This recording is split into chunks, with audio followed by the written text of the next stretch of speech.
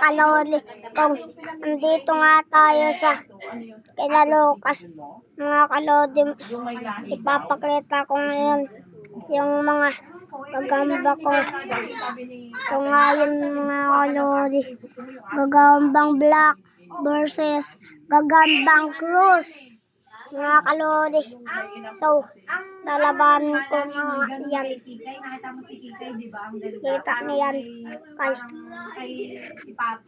kay ito nga bumabalik to sa bahay ng gagambang black, kaya ayaw lumaban, duwag. Ang guys,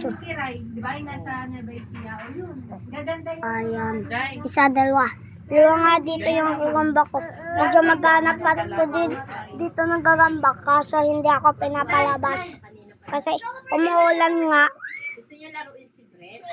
Hindi, mahilig na din yan sa labas. Ayan, ito yung stick mga kalodi. Ayan mga kalodi. So, dito nga yung nahanap ko yung mga gagamba sa may sapot-sapot na yan. Mga kalodi. Ayan, mga kalodi. So, maglalaban na ako ng gagamba. Nagprito lang ako maliliit na isda. May ano nga dyan eh. Yung daing-daing na maliliit na. Makakawala yan, oh. Makakawala yan. Lapit talaga. Wow, wala pa magbabago. No, may bigyan ano. May bigyan. Lalo kayo ni Brent. Pakita mo Brent yung guy. Wala sa inyo nagpapaligo. Yun nga yung pinila namin nila yan. Like a basket. Yun ang pinila namin. Hindi nga nakatog kami kahapon. Sayang. Can't touch those hairs too well. Si Aileen nga. Ang dami niya ng pera.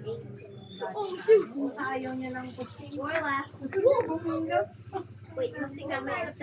Keep on going. Kalodi nakatakas yung dalawa. Kaya nakuha ko muna yung dalawa. Muntikan na makatakas. Hindi ako din. Kasi sa amin na ano eh. Siya. Mahina talaga yun. Babalikan. Tigas balikan. Tinanggal ko. Kasi ang hirap kumain. Because if you were there, Hindi, ito makain mo eh. now you are. Ako makain pa din siya. Sabihin mo. Ito na nga. Sabaw? Buti nakano muna. So, mahirap ilagay sa stick mga kalodi. So, panoodin nyo nga yung part 2 sa gagambang tigre tsaka gagambang black. Doon sa i-search nyo lang doon sa may gagambang tigre tsaka gagambang cruz.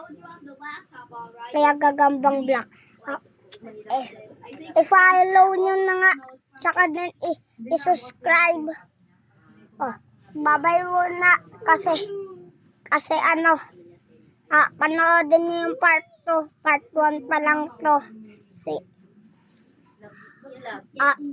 Maghanap mga ako dun sa labas ng gagamba para may gagambang tigre na ako. Doon po sa ano, sa part 2. Video part 2. Yung Brent part 2. Ganon. I-search nyo lang. Please. So, mga kalodi. So, bye-bye mo.